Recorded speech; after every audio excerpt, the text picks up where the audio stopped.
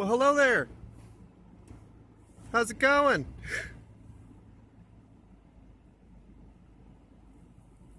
Oh, okay. Welcome to the UP.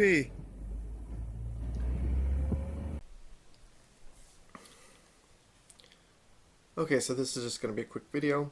This is just very much thrown together, but I still want to do something about what I plan on using for hunting this year. So what I did, I loaded up some of those 140 grain nozzler ballistic tips, and I used Stable 6.5.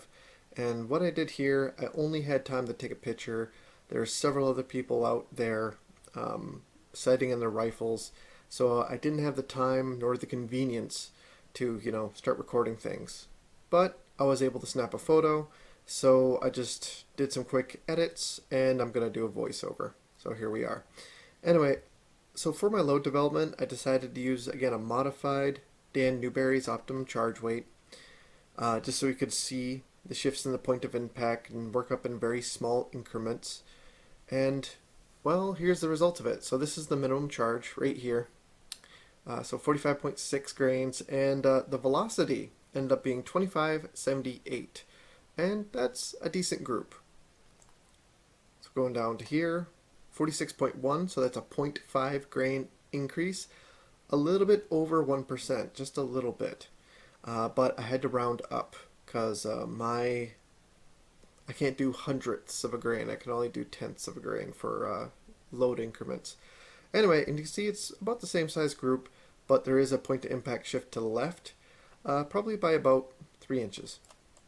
Now, the next step up, 46.6, you can see there's a step up in velocity, whereas previously there was a drop.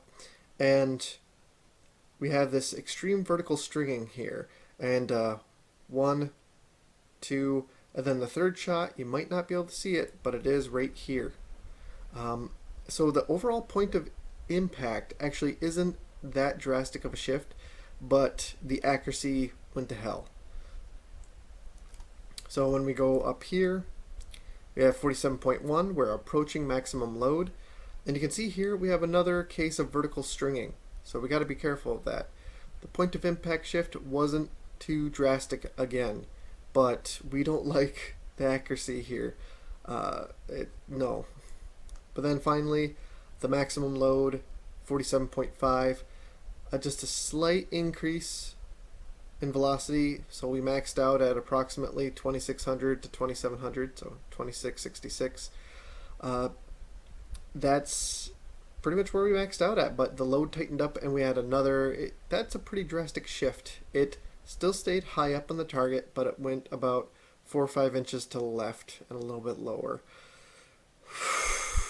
So really, I mean, this is one thing where load development, it can be a pain in the butt, because if we follow really what we're supposed to do, which is find the 3 centers of all of our point of impact and measure which one has the least, it's actually probably the middle 3 charges. But the accuracy is just pretty atrocious. But as a general rule, we can see, well, I'm aiming pretty much 6 o'clock hold. It is all 12 o'clock of where we're aiming. It just moves left and right a bit. And that's not fun. That's one of the downsides of my 7mm Mauser, is that it has that long barrel. It's a thin barrel. But on top of that, you have this barrel shroud and also a full-length wooden stock. There's just a lot that can go wrong there, especially since it's such an old rifle. I'm probably going to end up pulling the barrel, probably sporterizing it, something that just kills me on the inside. But you know what? If for 1% grain increment load development, this is what we get, and we have such a whippy barrel, it might be what is needed. I'm going to try to experiment a lot more with the 10-shot load development with Scott Satterley, because I'm wondering how much that might help. And I've already done some tests, but I mean, when you take a look at this, 2645 to 2666, I mean, not much change in velocity there, but look at the drastic changes in not only the point of impact, but also the accuracy. sometimes it's just all about getting lucky. Anyway, so ultimately, what did I actually decide on for a hunting load? I actually went for the maximum velocity, maximum right here, because I felt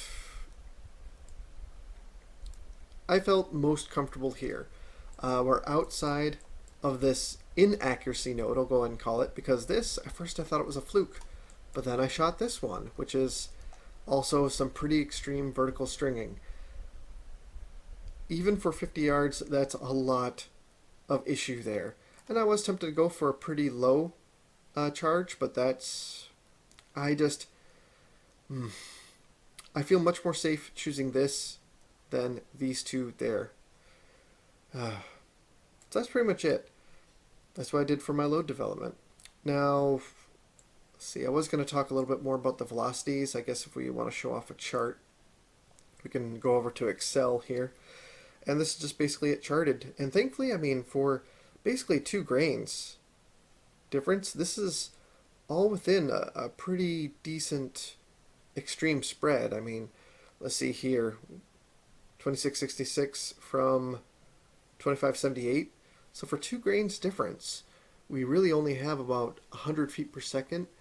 And you guys have already seen that some of my load development with accurate rounds, like it's between anywhere from 50 to 100, which is well within off the shelf. So we're definitely in the right ballpark here. We just need to do a little bit more testing if we really want to fine tune this load. However, I have some pretty big confidence that this is where we're at, so I'm just going to have to remember to do my proper Kentucky windage, and we'll be good to go. Anyway, so that's just a quick little video. I will see you guys probably in the next upcoming weeks. I have some other things I'm trying to hobble together. I have the footage. It's just a matter of putting in the time to actually put together a video.